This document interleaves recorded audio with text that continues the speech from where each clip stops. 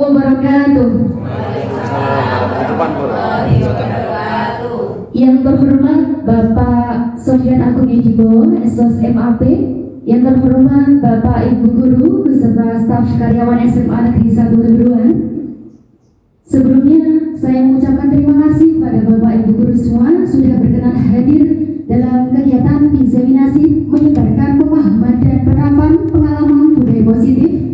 Dari pengalaman saya selaku CGP Angkatan 10 yang bernama saya sendiri Fitri Nur Wijayanti dari SMA Negeri 1 Keburuan Kabupaten Tuban. Baik Bapak Ibu, sebelumnya kita akan fokus kepada budaya positif. Sebelum ke selanjutnya, apa yang dikatakan budaya positif? Sebelum saya melanjutkan, budaya positif itu apa toh? Sebelumnya, Bu Alif coba. Dari segi bahasa, budaya itu adalah kebiasaan. Di budaya positif di sini menurut saya adalah kebiasaan-kebiasaan yang baik. Seperti itu. Baik, terima kasih. Bisa juga ya kebiasaan-kebiasaan baik. Baik, di sini kita akan fokus pada budaya positif. Baik Bapak Ibu, di sini ada konsep inti budaya positif. Selama saya CGP banyak sekali ya ilmu yang saya dapatkan. Dan di sini banyak sekali perubahan paradigma belajar. Dilanjutkan nanti disiplin positif, dilanjutkan nilai-nilai kebajikan, kebutuhan dasar manusia. Dilanjutkan nanti ada motivasi perilaku manusia dan posisi kontrol guru, keyakinan kelas, dan terakhir nanti ada segitiga restitusi. Nanti kita akan membahasnya secara detail.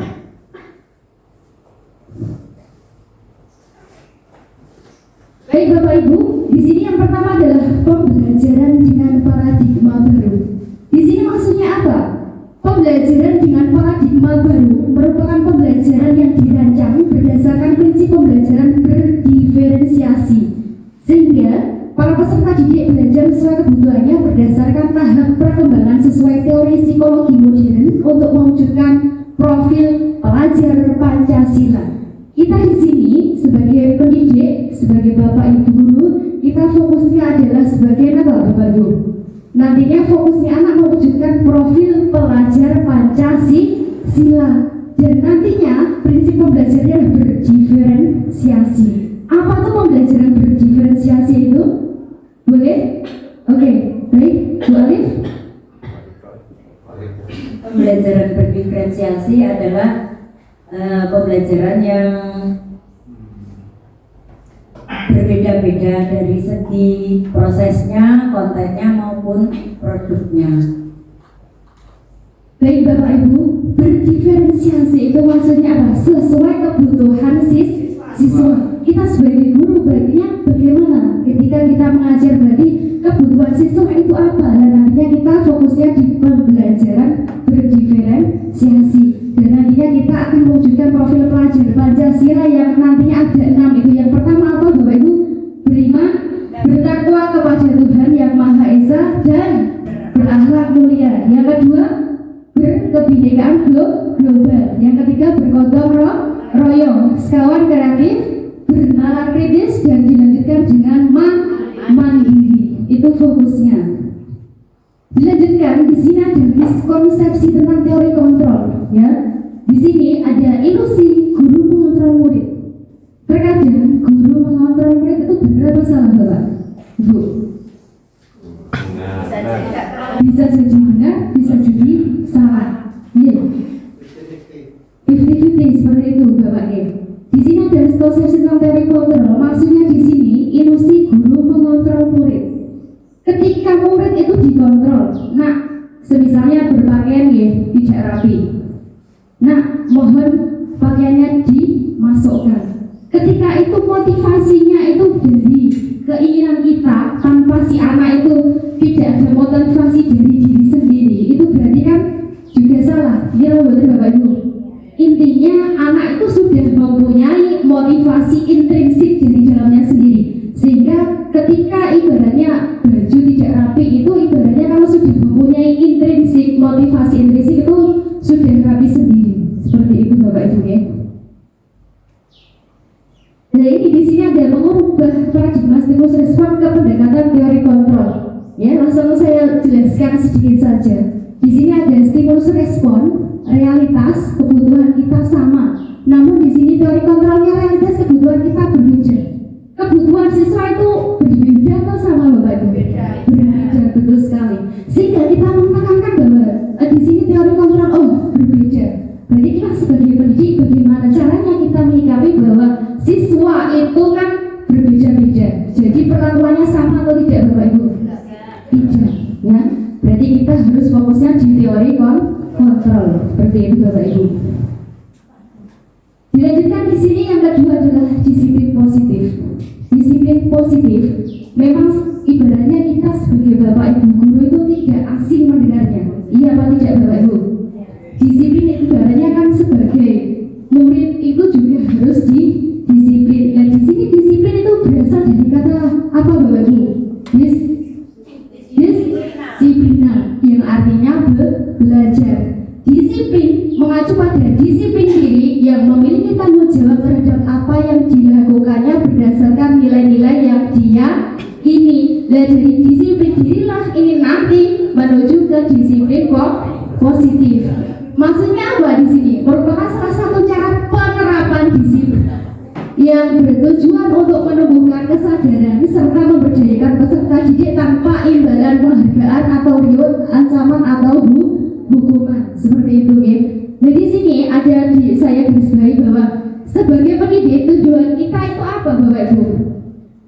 Menciptakan peserta didik yang memiliki disiplin diri sehingga mereka berperilaku mengacu kepada nilai-nilai kebajikan universal dan memiliki motivasi intrinsik, berarti motivasi dari diri sendiri, tidak dari luar, dalam perubahan perilaku ke arah yang lebih baik. Ketika kita sudah menumbuhkan siswa memiliki perilaku intrinsik ya, insya Allah nanti ya, untuk menyadarkan siswa untuk disiplin, insya Allah mencapai perubahan itu ya, memang susah-susah gampang, tapi sedikit demi sedikit jika kita sebagai guru ada kemauan, insya Allah nanti disiplin positif akan ibaratnya mengenal pada siswa kita. Baik, di sini ada nilai kebajikan Bapak Ibu. Nilai-nilai kebajikan itu ada 3, ada profil pelajar Pancasila, ada IQ, langsung ada keterampilan hidup. Di sini yang difokuskan adalah profil pelajar Pancasila yang tadi sudah kita sebutkan. Di sini adalah ada IQ juga, ada toleransi, rasa hormat, integritas, mandiri dan lain sebagainya itu Bapak Ibu. Dan dilanjutkan keterampilan hidup atau life skill. Di sini apa? Dapat dipercaya, lurus hati, pendengar yang aktif, tidak merendahkan orang lain dan memberikan terbaik dari diri. Ini adalah nilai-nilai kebajikan yang nantinya ketika kita akan membuat kesepakatan kelas itu mengacu pada nilai-nilai kebajikan ini Bapak Ibu. Baik, selanjutnya kebutuhan dasar manusia. Kebutuhan dasar manusia itu apa? Kebutuhan dasar manusia adalah segala sesuatu yang kita lakukan untuk mendapatkan apa yang kita inginkan. Seluruh tindakan yang kita lakukan memiliki tujuan tertentu dan semua usaha terbaik yang kita lakukan adalah dalam rangka agar kebutuhan dasar kita terpenuhi dengan baik. Ketika siswa ini kan kebutuhan dasarnya kan seperti ini ya Bapak Ibu. Ada 5 kebutuhan dasar manusia. Yang pertama adalah bertahan hidup. Yang kedua apa? Kasih sayang dan rasa diterima. Yang ketiga apa? Penguasaan. Terus yang keempat kebebasan. Yang kelima kesenangan. Yang menjadi poin siswanya di sini adalah kebebasan Bapak Ibu. Betul atau tidak? Ketika kita mengekang siswa, ibaratnya ayo dan dirasa ini orang biji munul. Apakah ibaratnya itu kebebasan atau tidak Bapak Ibu? Tidak ya, berarti kita memaksa. Karena ibaratnya ketika memaksa siswa itu benar apa tidak Bapak Ibu? Benar, karena implisit kok. Karena implisit. Implisit kenapa Bapak Raja? Ya karena kita punya implisit juga bukan hanya mengajar, mendidik. Oke, baik sekali. Terus untuk Pak Raja. Baik Bapak Ibu ya, ini adalah 5 kebutuhan dasar manusia. Dan di sini ada kesenangan Bapak Ibu. kesenangan ketika kita sebagai pendidik, ketika mengajar, ibaratnya kan menyenangkan gitu Bapak Ibu. Disenangi murid atau tidak Bapak Ibu? Disenangi tidak? Ya disenangi. Pak juga apa mungkin ya? Ibaratnya ketika ada pembelajaran PKN atau lain, bagaimana caranya pembelajaran itu bersifat apa ya? Menyenangkan, bisa diolah dengan permainan, humor atau bisa menertawakan anak gitu ya. Gitu Pak. Baik. Terus selanjutnya adalah motivasi perilaku manusia. Ini yang terpenting Bapak Ibu. Di sini adalah untuk yang pertama adalah motivasi ekstrinsik atau eksternal ya, untuk menghindari ketidaknyamanan atau hukuman, untuk mendapatkan imbalan atau penghargaan dari orang lain. Di sini maksudnya gimana Bapak Ibu?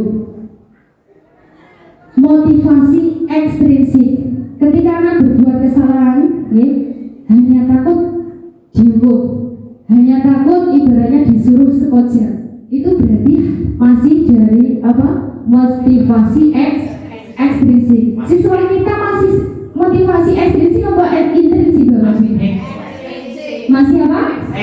Ekstrinsik. Masa gitu ya. Oke. Di sini motivasi intrinsik untuk menjadi orang yang mereka inginkan dan menghargai diri sendiri dengan nilai-nilai yang mereka percaya.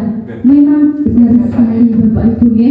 Nah di sini memang siswa kita masih dalam motivasi ekstrinsik.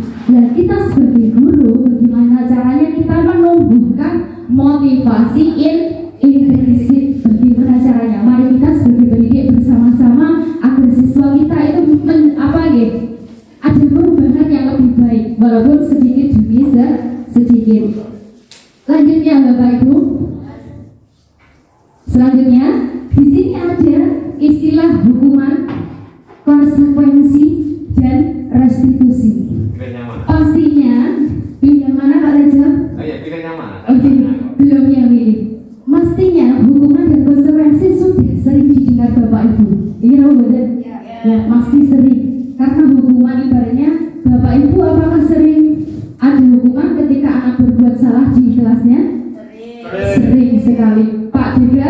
Sering. Apa kira-kira Pak juga?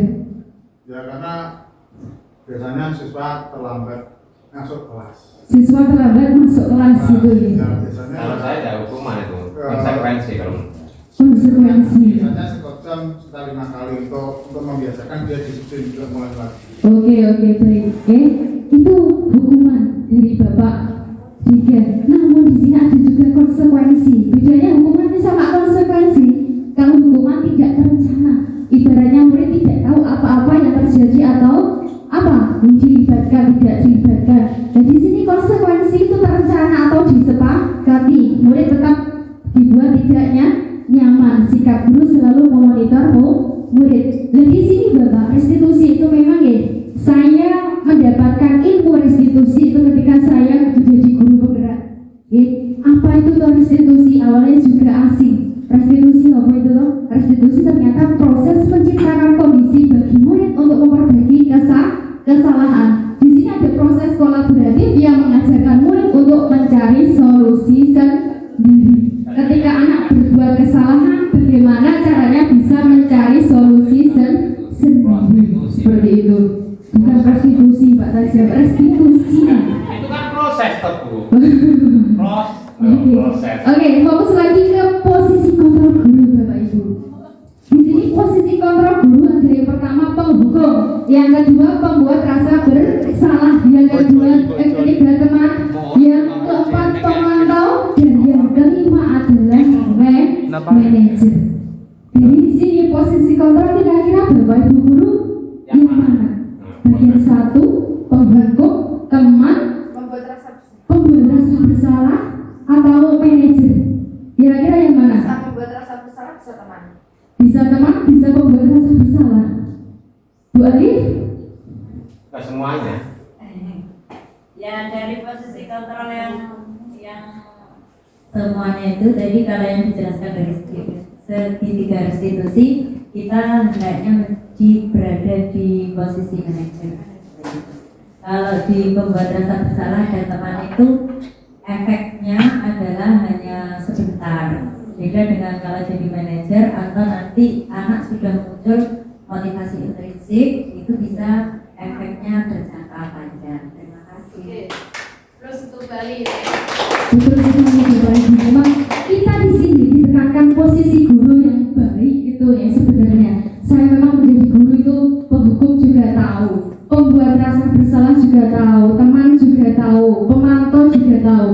Namun manajer insya Allah setelah melakukan guru penggerak ini saya introspeksi diri, harus bisa menggaji apa? Manajer. Bagaimana caranya nanti ketika siswa ada masalah kita dapat ibaratnya menyelesaikan dan siswa juga ada solusi. Bagaimana Bapak Rajab? Ya, karena kita kan berdiferensi ya. Ya kita tidak hanya manajer, karena kan juga berbeda-beda kan siswa kita. Jadi tidak mungkin kita cuma langsung ke manajer, tidak mungkin.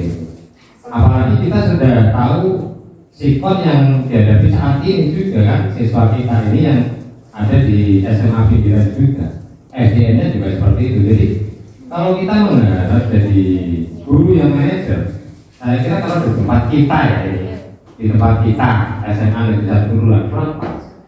Pasti ya yang paling pas tadi berdiferensi karena ya SDN-nya berbeda-beda seperti itu. Ini kalau menurut saya, ya, mungkin kalau menurut Bapak Ibu guru yang lain, ya berbeda juga. Gitu. Bon.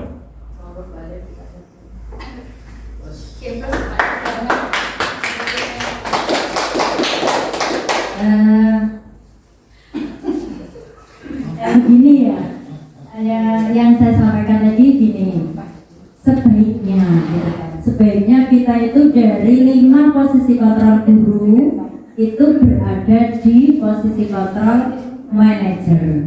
Jadi sebaiknya Pak, bukan karena kita itu berbeda sehingga kita juga dalam posisi itu bisa berdiferensiasi, tidak seperti itu.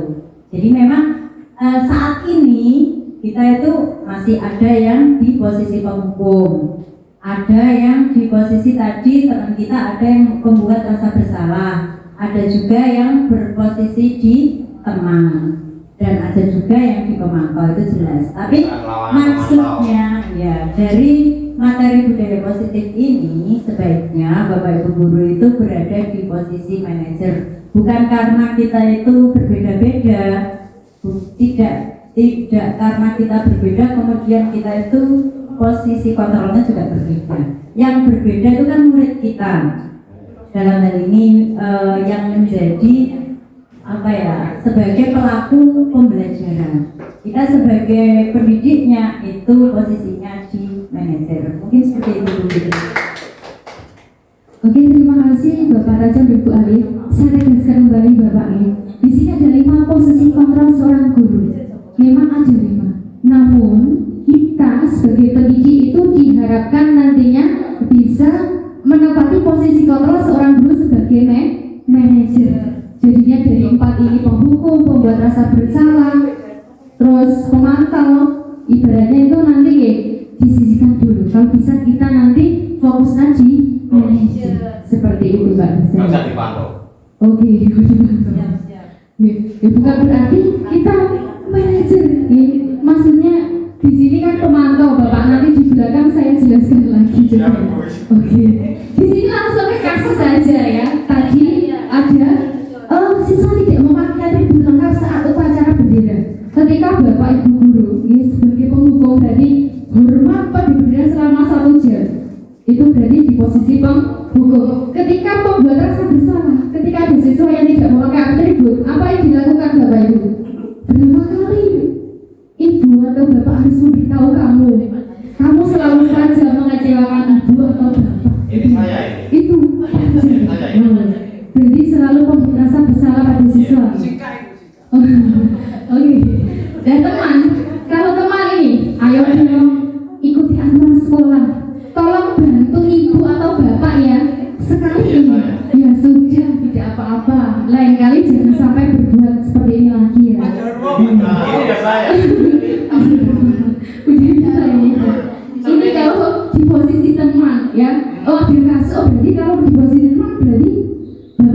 seperti itu. Kira-kira dari tiga ini ada tidak? Ada. Bu Farida di mana posisinya? Gak ada.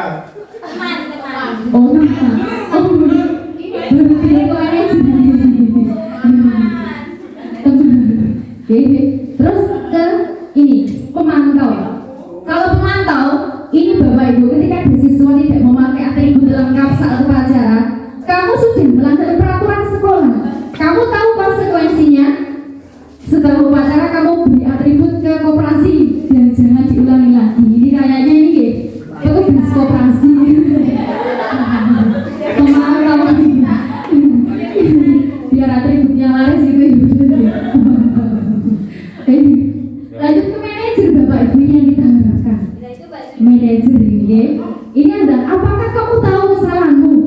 Kira-kira bagaimana kamu memperbaiki kesalahanmu? Jadi posisi manajer itu anak berbuat salah, itu ditanya dengan komunikasi yang efektif. Bagaimana caranya?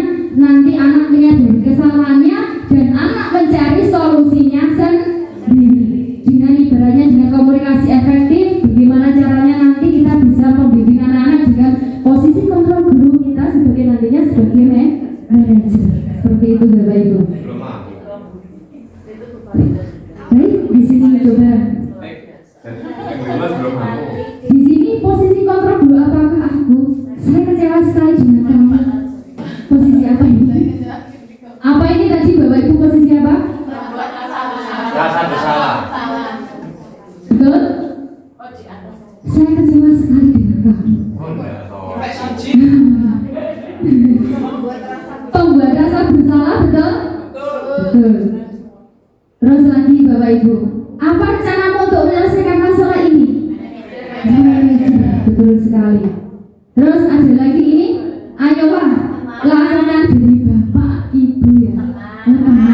Jadi ketika Bapak Ibu sebagai wali kelas, ayolah nak, itu seragamnya dimasukkan demi Bu Farida ini sebagai wali kelas, biar nantinya itu Bapak pas sekolah memuji-muji saya bahwa saya itu menjadi wali kelas yang terbaik. Mungkin, tapi tidak. Bu Farida itu tipe-tipe manajer, Pak. Luar biasa sekali. Lagi ini. Kamu tidak pernah mendapat nilai jika tidak mengerjakan tugas ini. Apa ini? Apa? Hukuman? Penghukum? Mengancam? Maksudnya kemana ini? Pemantau atau penghukum? Itu Bu Fitri itu. Pemantau bahwa ini maksudnya. Karena kita kan pemantau bahwa anak itu tidak pernah mengerjakan tugas. Itu si A, si B, si Siva, si Ibra itu tidak pernah mengerjakan tugas bahasa Jawa. Jika tidak mengerjakan tugas, nilai kamu 0. Itu pemantau begitu. Ya, itu aslinya juga saya juga Pak. Tapi semenjak CGP ini ya saya harus merubah diri. Bagaimana caranya nanti bisa menjadi posisi-posisi manajer seperti itu Bapak Ibu. Baik, di sini Bapak Ibu lanjut ya. Ketika sudah posisi kontrol Bapak Ibu guru, lanjut ke keyakinan kelas. Mengapa keyakinan kelas? Mengapa bukan peraturan kelas? Kalau Ya, harus toh. sudah dilanggar. Kalau keyakinan menjadi sudah mereka sudah sadar kalau keyakinan itu harus diikuti. Tapi kalau peraturan biasanya bisa dilanggar. Sekarang kalau menurut saya pendidikan Pancasila kan? Oke. Iya. Kalau menurut saya keyakinan dan peraturan itu beda sangat. Iya, maksudnya mengapa kok keyakinan kelas? Iya, kalau keyakinan itu berarti kan sudah awal dari diri sendiri. Oke. Tetapi kalau peraturan itu harus adanya sosialisasi. Itu kalau menurut pendidikan Pancasila. Kalau menurut pendidikan agama, ya harus keyakinan. La yughayyiru Allah ma biqaumin, hatta yughayyiru ma bi anfusihim. Harus dulu aja. Makan Pak. Oke, mengapa keyakinan kelas ya? Mengapa bukan peraturan kelas? Memang betul ya Bapak Ibu. Keyakinan kelas itu kan yang membuat kita atau siswa. Siswa dan kita atau kita dan siswa. Kita dan siswa. Kesepakatan kelas. Kita melibatkan siswa Bapak Ibu, keyakinan kelas itu. Bagaimana caranya nanti keyakinan kelas itu bisa dijalankan oleh siswa seperti itu. Lanjut, di sini pembentukan keyakinan kelas. Bapak Ibu di sini sudah pernah membentuk atau membuat keyakinan kelas? Sudah? Oke, baik ya. Ini saya tegaskan lagi bahwa keyakinan kelas di sini bersifat abstrak, berupa pernyataan universal yang kita bahas tadi di awal, dibuat dengan pernyataan positif sedikit saja agar mudah diingat, sesuai dengan kondisi kelas dan sekolah sehingga mudah diterapkan, dan semua warga sekolah atau warga dilibatkan saat membuat keyakinan ke kelas. Baik, lanjut ke segitiga restitusi. Sudah pernah dengar ya untuk segitiga restitusi? Pastinya di PMM mungkin prostitusi segitiga prostitusi tahu. Bukan prostitusi Pak Nazar, restitusi. Segitiga prostitusi. Apa itu? Ini jujur ya Bapak Ibu, di PMM itu saya belum mempelajari betul. Namun setelah di guru penggerak ini, ya alhamdulillah dari ilmu-ilmu itu ya lumayan lah. Segitiga restitusi itu kalau diterapkan di siswa itu luar biasa sekali.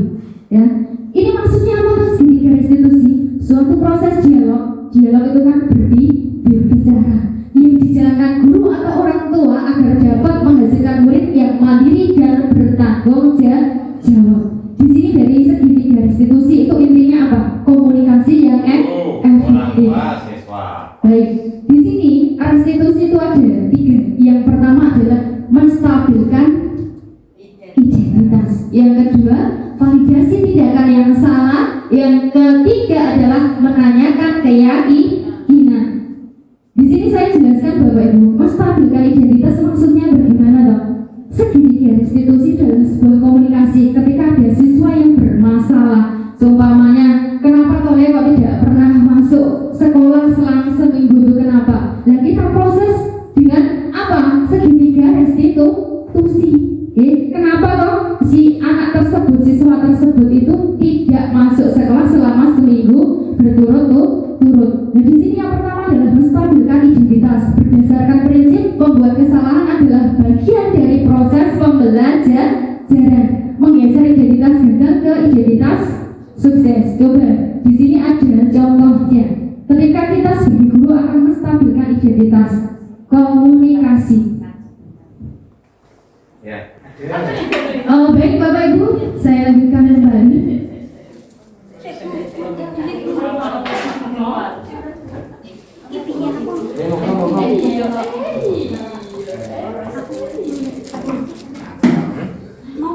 Saya lanjutkan kembali ya Bapak Ibu. Di sini saya ulangi kembali. Tadi untuk segitiga restitusi, yang pertama kita menstabilkan identitas. Bagaimana tuh caranya kita sebagai Bapak Ibu guru ketika ada menangani masalah? Yang pertama ibaratnya contohnya ya sebagai contoh ya Bapak Ibu. Berbuat salah itu wajar nak. Tidak ada manusia yang sempurna. Ibu atau bapak juga pernah melakukan itu.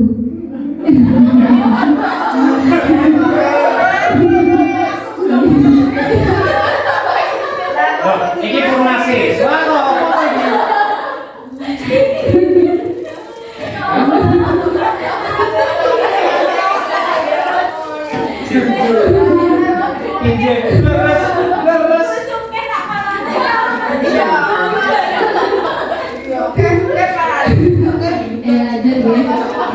Ibu atau bapak tidak mau mencari siapa yang salah.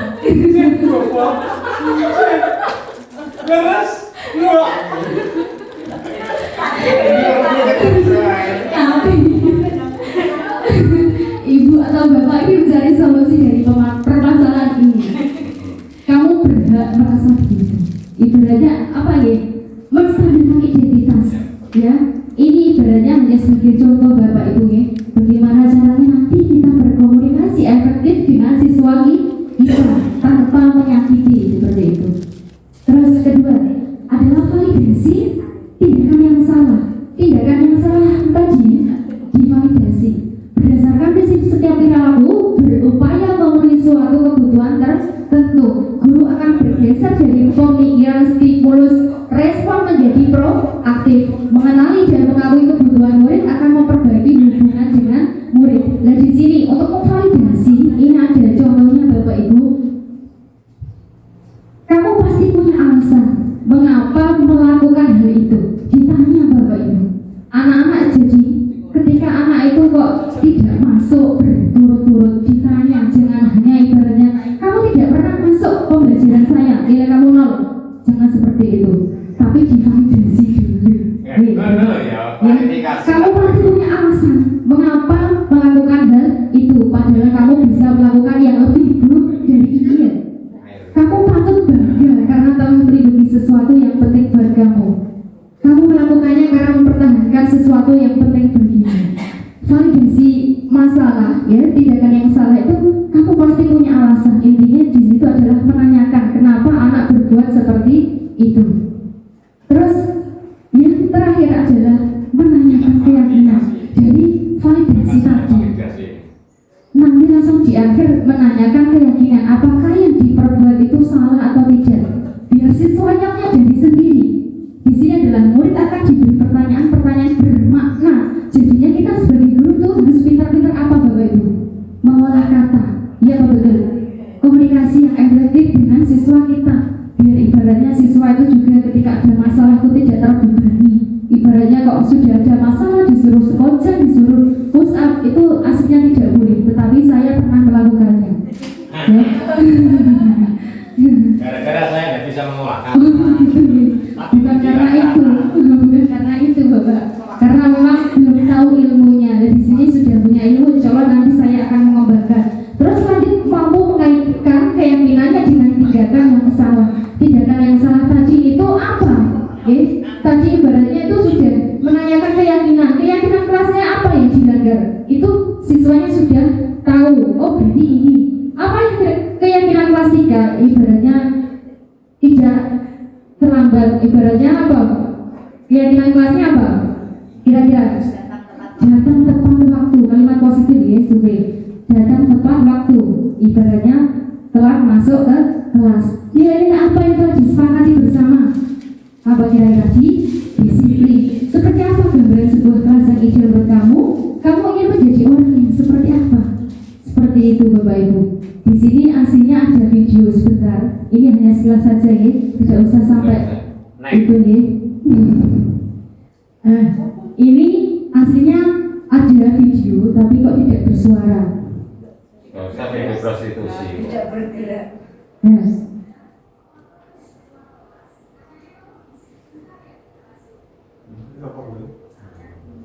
Oke. Ini kasusnya ibaratnya ini tugasnya itu siswa itu dicontoh rak terima nesu-nesu banding meja. Saya itu ambilnya kasus seperti itu. Bagaimana menstabilkan identitasnya? Berarti yang pertama apa yang dilakukan Bapak Ibu? Ketika ada siswa itu tidak terima tugasnya dicontoh temannya, tidak terima tuh gebrak-gebrak meja, ibaratnya itu berbilang yang kotor seperti itu. Caranya menstabilkan identitas yang pertama yang dilakukan klarifikasi, identifikasi, motivasi.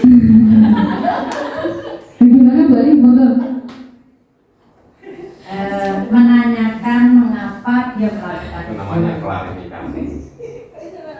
Baik, yang namanya identifikasi itu adalah menanyakan kenapa melakukan hal itu. Seperti itu Bapak Ibu ya. Ibaratnya mengorek informasi. Yang kedua tadi apa namanya restitusi? Apa? Validasi. Validasi apa Bapak Ibu? perbuatan yang salah. Perbuatan yang salah. Bagaimana kita memvalidasinya? Katakannya seperti apa? Monggo Bu Ali. Iya,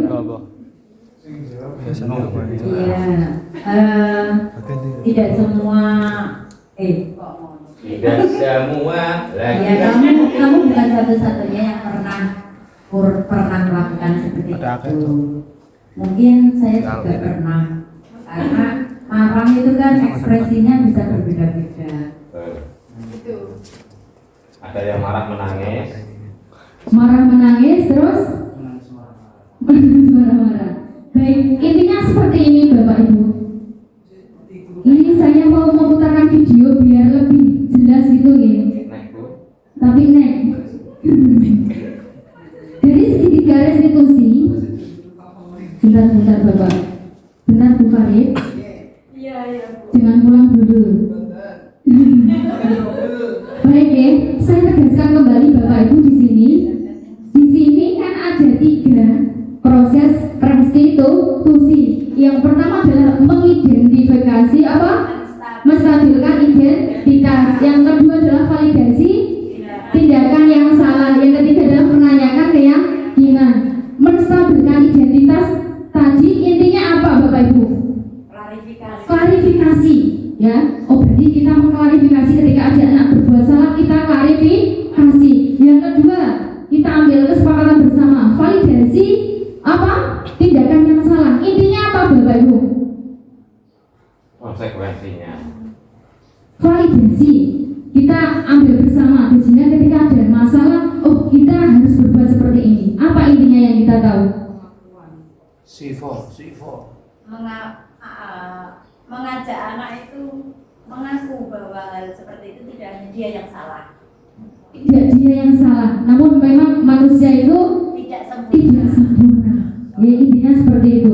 Terus yang terakhir menanyakan keyakinan. Ketika kita sudah membuat keyakinan, oh berarti keyakinan di kelas apa? Coba kita sambung-sambungkan. Oh berarti nanti siswanya tahu solusinya. Intinya segitiga restitusi seperti itu Bapak Ibu.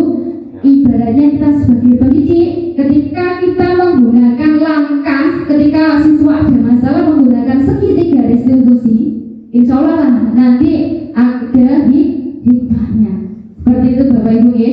Siap untuk melaksanakan segitiga restitusi Bapak Ibu? Siap ya. Jadinya saya berpesan bahwa ketika ada anak yang salah atau berbuat salah atau ada masalah, mari kita selesaikan dengan apa? Segitiga restitusi. Jangan hanya mengejar telat, ibaratnya langsung sekojar. Jangan seperti itu. Tapi kita harus menggunakan langkah-langkah restitusi dengan komunikasi yang efektif. Seperti itu Bapak Ibu ya. Baik, di sini untuk videonya sudah. Lanjut kita ke penutup. Baik Bapak Ibu, dari yang saya sampaikan di sini untuk diseminasi budaya positif, apakah sedikit ilmu yang didapat atau bagaimana Bapak Ibu? Lumayan ya. Alhamdulillahirabbil alamin. Di sini akan ada penutupan bahwa dalam penerapan program disiplin positif, hendaknya guru memiliki standar kepribadian profesional dan sosial yang baik, di mana guru mampu merefleksi dirinya dengan posisi kontrol saat ini.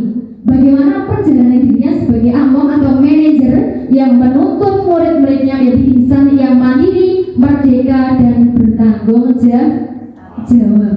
Intinya bagaimana kita sebagai pendiri nantinya bisa mendidik siswa, ibaratnya nanti kan berpihak pada murid. Seperti itu Bapak Ibu, menerapkan pembelajarannya berdiferensiasi dan nantinya bisa menciptakan profil pelajar Pancasila.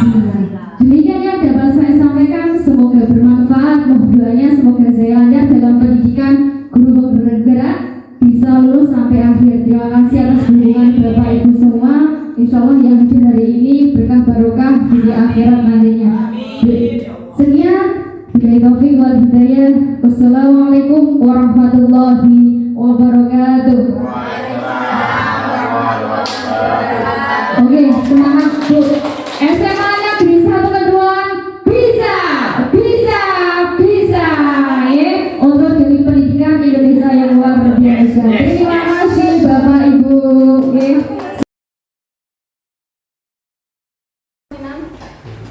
Oke, bismillahirrahmanirrahim. Assalamualaikum warahmatullahi wabarakatuh.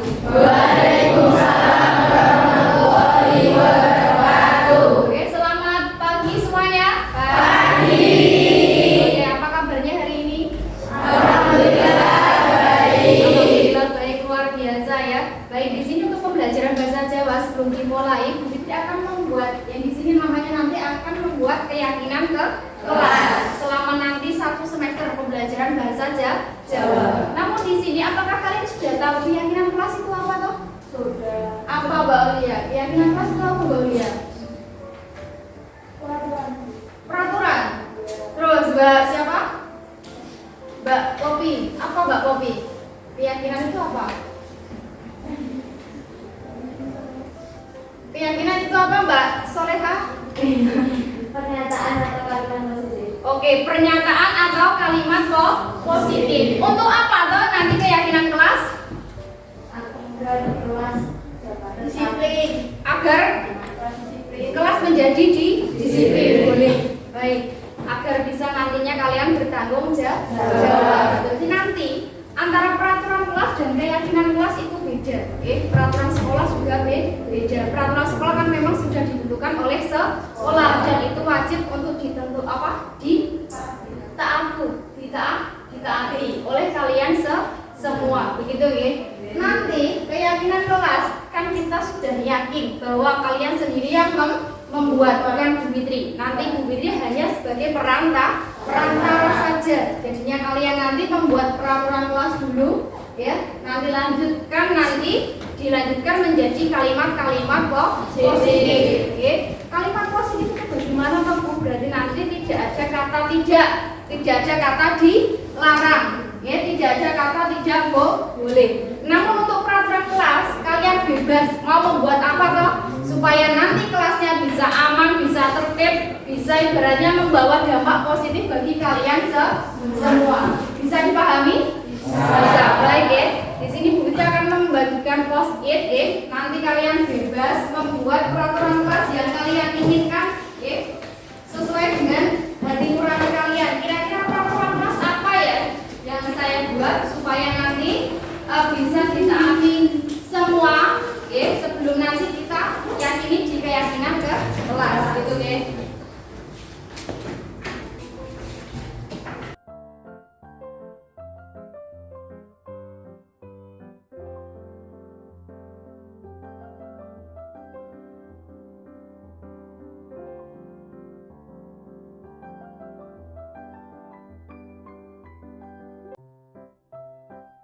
Barisan sudah ya, silakan dari barisan dulu menempel di sini peraturan kelasnya.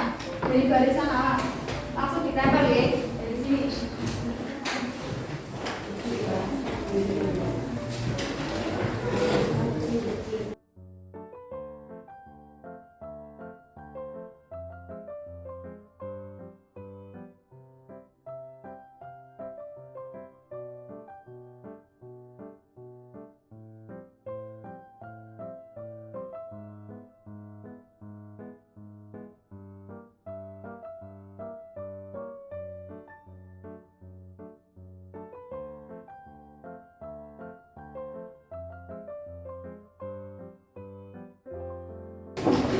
Sudah?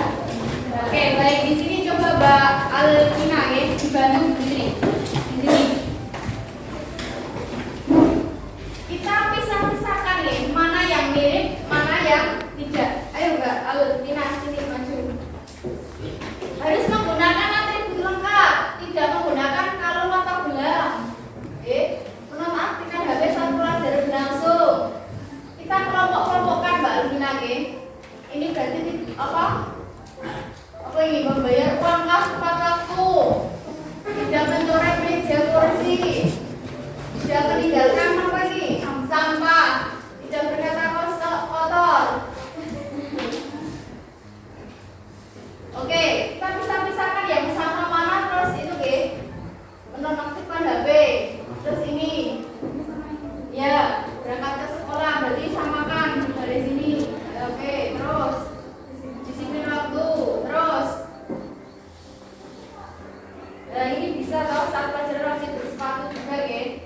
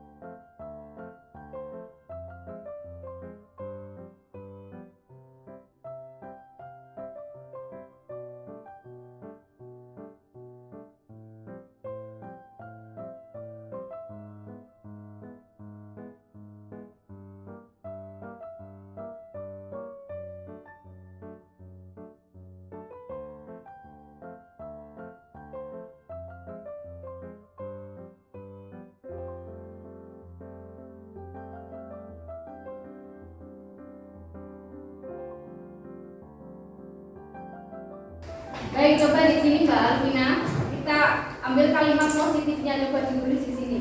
Baik, di sini sudah dikelompokkan deh. Ini ada beberapa peraturan yang intinya sama seperti itu ya. Yang pertama membaca Asmaul Husna sebelum memulai pelajaran. Terus tidak memakai kalau atau bila karat terus apa itu? Tidak merusak apa ini? Oh, berarti ada fasilitas kelas ya. Tapi ini yang menggunakan kalau. Jadi nanti kalimat positifnya apa kira-kira? Berdoa sebelum pembelajaran. Oke, satu. Berdoa sebelum pembelajaran. Berarti itu wajib ya kita lakukan. Berarti sebelum pembelajaran nanti berdoa terlebih dahulu. Ketika Bapak Ibu guru kok belum ada, semisal Pak kosong jam pertama, berarti ketua kelas nanti memimpin doa. Itu sudah kewajiban, jangan sampai lupa gitu ya. Terus yang kedua, harus membuang sampah pada tempatnya, tidak meninggalkan sampah di kolongnya. Berarti kalimat positifnya apa nanti? Menjaga kebersihan. Oke. Menjaga kebersihan. Terus lagi, kurangi pembicaraan yang tidak penting di kelas. Tidak banyak omong, tidak berkata kasar, tidak perlu membuat kebisingan yang tidak penting. Terus memperhatikan ketika guru menjelaskan. Berarti nanti kalimat positifnya apa? Apa? Apa? Kalimat positifnya apa berarti nanti? Apa? Selain kondusif, tidak berkata kasar. Berarti disimpulkan kata positifnya apa?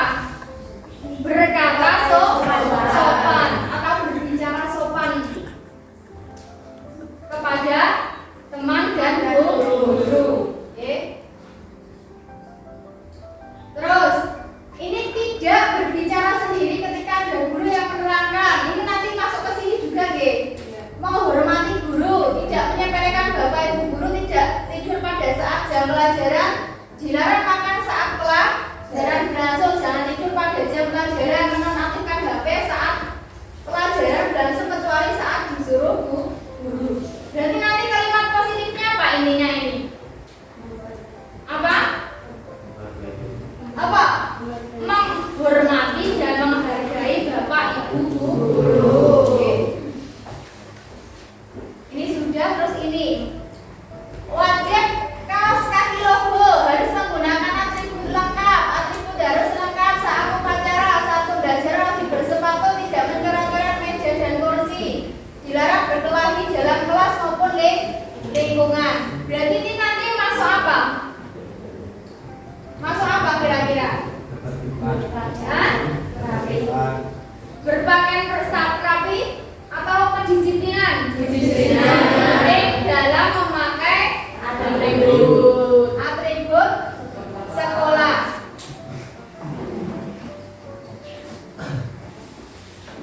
Terus yang terakhir, membayar uang kas. Yang telah tidak boleh masuk, mengumpulkan tugas tepat waktu, berangkat sekolah tepat waktu, disiplin juga tepat waktu. Ini mampu mengelola waktu dengan baik siswa maupun guru. Berangkat lebih awal supaya tidak tertinggal KBM. Tidak ada saat jam pelajaran. Dilarang membolos pada saat pelajaran. Berarti intinya apa kalian ini nanti? Selain tepat waktu berarti apa? Tanggung jawab. Tanggung jawabnya apa? Tanggung jawab dalam tugas sekolah. Ketika kalian berangkat juga tanggung jawab sekolah, tugas juga tanggung jawab sekolah. Oke, di sini.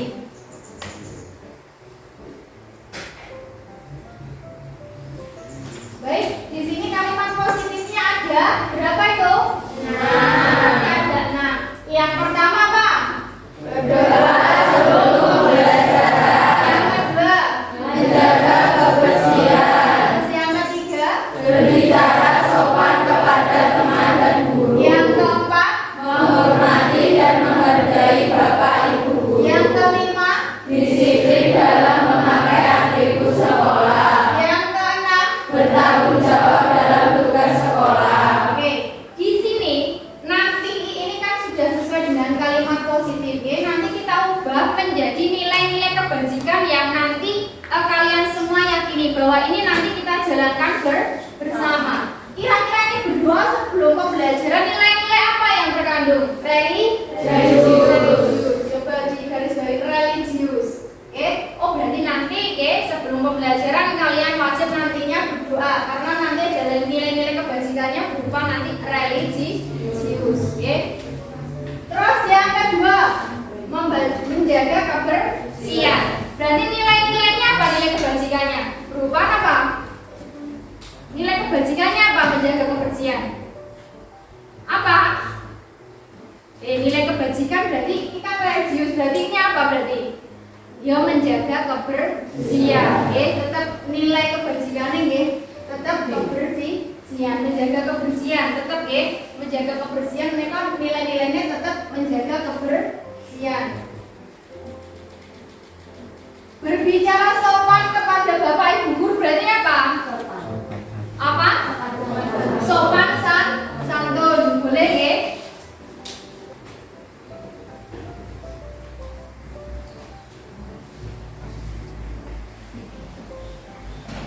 Terus apa lagi? Menghormati dan menghargai bapak ibu guru berarti ini apa? Berarti nilai kebajikannya. Menghormati dan menghargai bapak ibu guru, mereka nilai kewajibannya tetap. Menghormati dan menghargai bapak ibu guru. Terus di sini disiplin dalam memakai atribut sekolah. Berarti nilai kebajikannya apa? Disiplin itu tidak hanya memakai atribut, tapi disiplin dalam apa? Waktu juga. Ketika kalian masuk dalam KBM juga harus tepat waktu. Tidak hanya dengan atribut sekolah saja. Intinya nanti nilai kebajikannya adalah disiplin. Bertanggung jawab dalam mengerjakan tugas sekolah. Dalam tugas sekolah berarti apa nilai kebajikannya? Bertanggung jawab. Oke.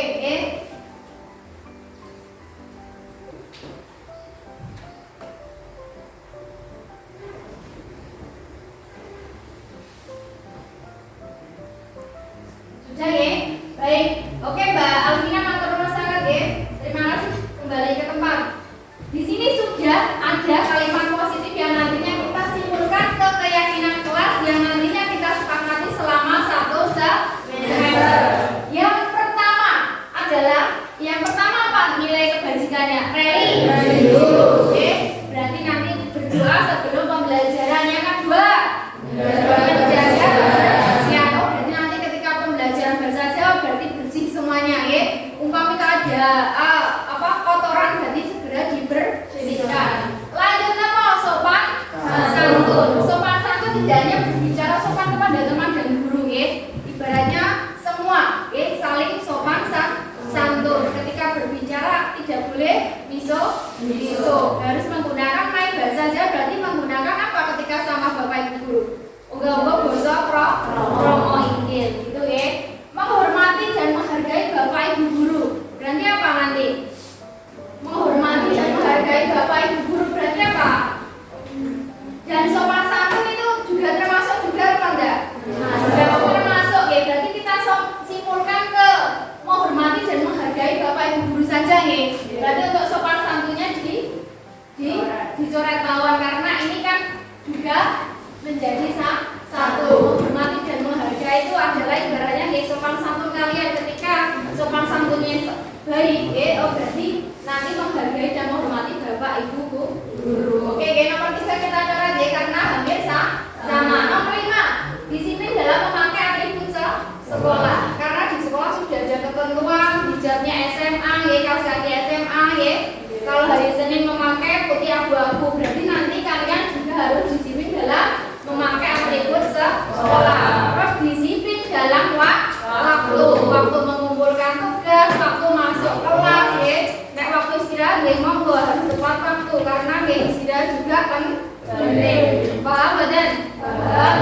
Terakhir apa? Bertanggung jawab dalam tugas. Ini kan ibaratnya nanti kan semester awal nantinya harus bertanggung jawab dalam tugas. Kalian ibaratnya bertanggung jawab, insya Allah nanti suksesnya mudah. Seperti itu ya. Baik, di sini nanti langsung kita tulis Nanti berarti ada 5 Ada 5 keyakinan yang harus kita yakini Oke, ini coba ditulis Mbak Aulia memakai spidol sebentar.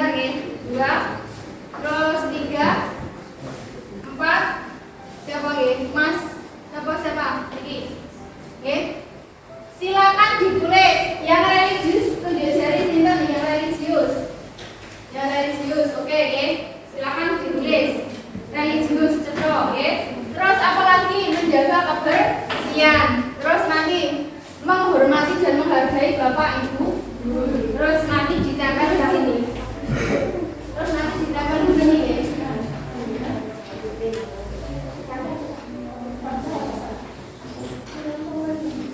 Iya.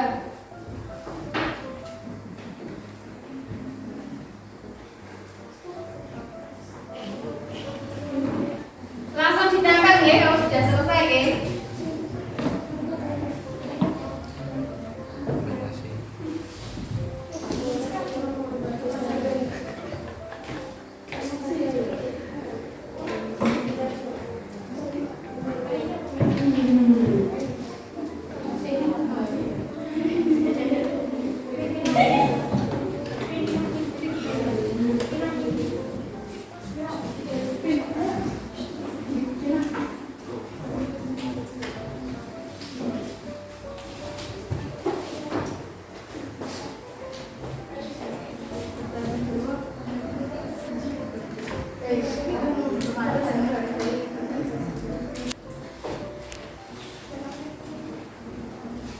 Ayo, kita pasang yuk.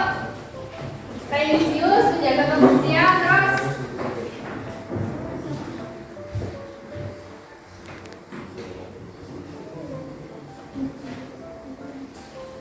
Ayo nak. Tempel di sini, tengah. Terus ini barang nih, yang rapi. Terus. Oke. Terus satu lagi. Ayo.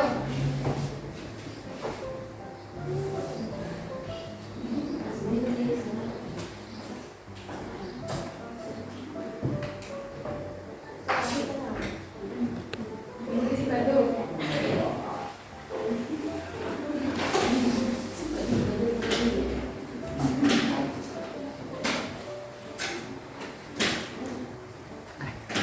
Ngapain lo?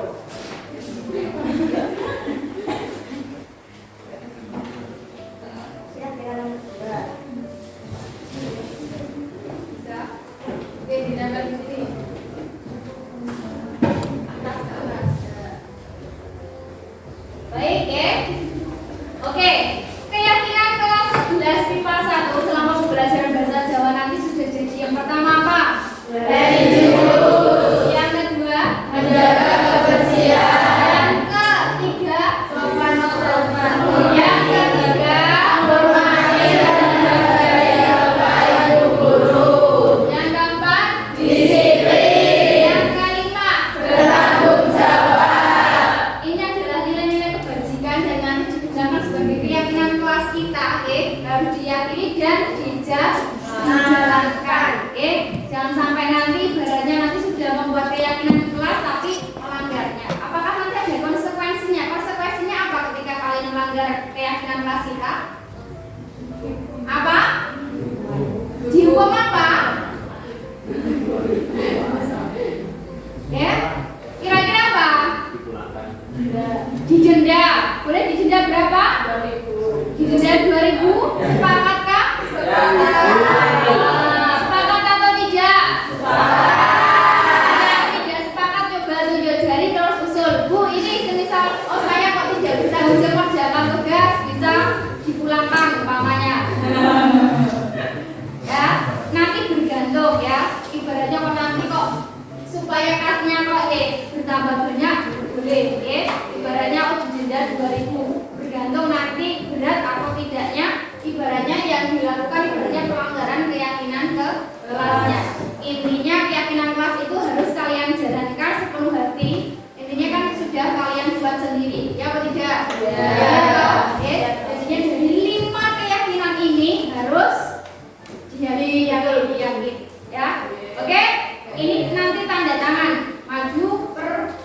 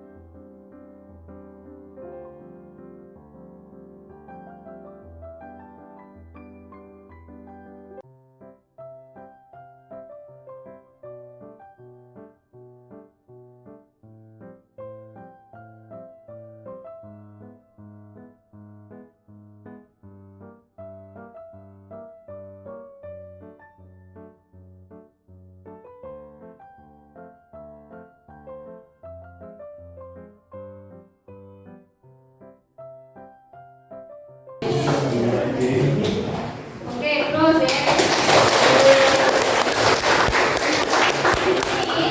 Untuk keyakinan kelas kita sudah jadi dan sudah resmi kalian tanda tangani sendiri, oke? Berarti nanti ketika kalian melanggarnya berarti nanti ada konsekuensinya di belakang, oke?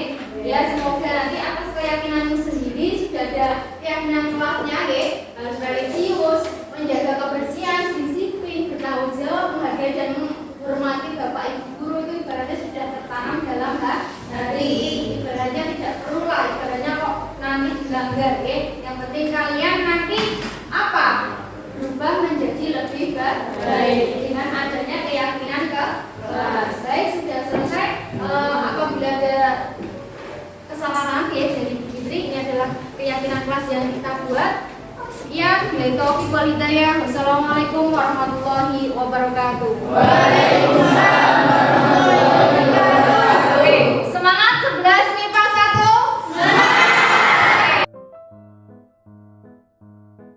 Warahmatullahi wabarakatuh. Perkenalkan, nama saya Arfan Syahir Latif dari SMA Negeri 1 Kenduran, kelas 11 IPA 1. Assalamualaikum warahmatullahi wabarakatuh. Perkenalkan, nama saya Alivia Pramesti Valentinias dari kelas 11 IPA 1 dari SMA 1 Kenduran. Assalamualaikum warahmatullahi wabarakatuh. Perkenalkan, nama saya Ruis Saleka dari kelas 11 IPA 1. Assalamualaikum warahmatullahi wabarakatuh. Perkenalkan, nama saya Aulia Ar-Rahmah dari kelas 11 MIPA 1. Senang sekali. Senang sekali. Sangat bersemangat. Sangat seru. Sangat penting. Sangat penting. Sangat penting. Sangat penting. Dapat buat kita menjadi lebih disiplin. Karena dapat menumbuhkan rasa bertanggung jawab. Karena dapat menumbuhkan kita lebih menghargai orang lain. Buat kita lebih baik.